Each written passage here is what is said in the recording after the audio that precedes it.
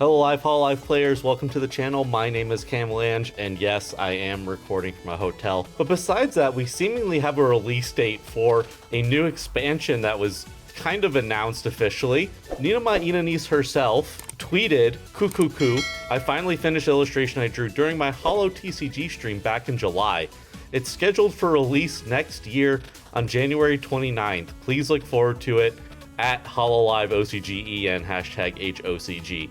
This is a new set called Bouncer Bound, and in the past, Ina has, I believe, mentioned something about this set coming out in January, but I don't think she was supposed to say that, so I didn't really report on it because I don't want to make anyone look bad or anything like that, or report on leaks or anything that's not confirmed. But she did tweet an official asset that has the release date of January 29th, 2027 printed on it, along with the card that she drew.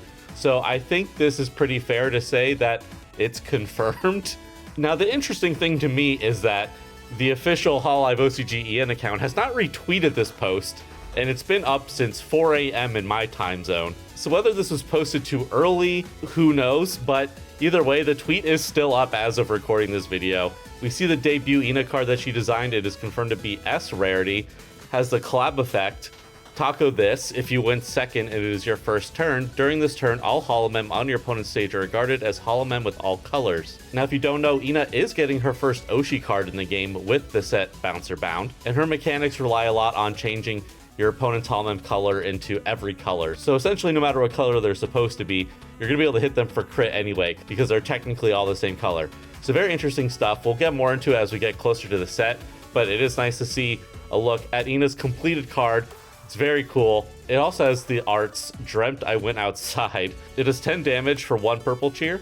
With the effect, deal 20 special damage to your opponent's center holomem and collab holomem with a different color from your opponent's hOCG holomem. So again, her effects rely heavily around different colors and things like that. So it's gonna be very interesting to see how that plays out in our meta.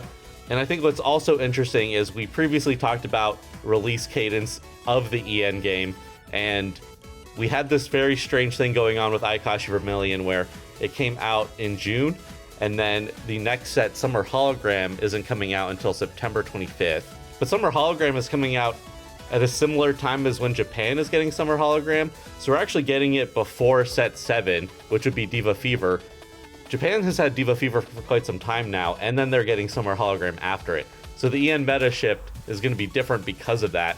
So it was all very strange, confusing what the release cadence was going to look like moving forward.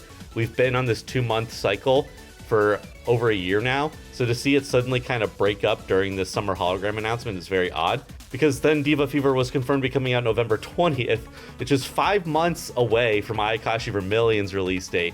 So it's all very strange, but given this announcement, if this is in fact the confirmed release date, then we would be back to our 2-month cadence, because with Diva Fever being in November, it would make sense for Bouncer Bound to be coming out towards the end of January. So with all that said, this is kind of speculative, but again, this is an official asset coming from an official holomem account. I believe we can safely say it's coming out January 29th. Whether or not we're supposed to know that already or not, that's to be determined. But I am looking forward to it. I'm excited to see that we're back in the 2-month cadence. As much as I don't like how quickly the formats are going, I do think it'll be overall beneficial for the EN meta to catch up to the JP meta, so that we're getting releases as close to simultaneous as possible, and then we'll eventually be on the 3-month release schedule that Japan has. I think that will ultimately be for the best. So I do think that if we're committing to this 2-month release schedule, then commit to it. I have a feeling that the Summer Hologram and Diva Fever timeline change is probably due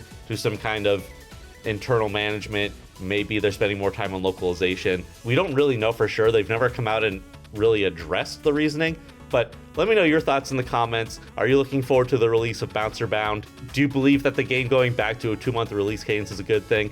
I'd love to hear your thoughts, but for now, that's all I've got for you. If you enjoyed this video, please give it a thumbs up, and be sure to just hit that subscribe button, and maybe even ring that bell so you don't miss my future uploads. I love hololive and I love card games, and that's all I talk about on this channel, so if you like that sort of thing, I think you'll like it here. With all that said, thank you so much for watching, and I'll see you in the next video. I hope. Bye! Like, comment, and subscribe, please. Thank you. Hi, Cameron.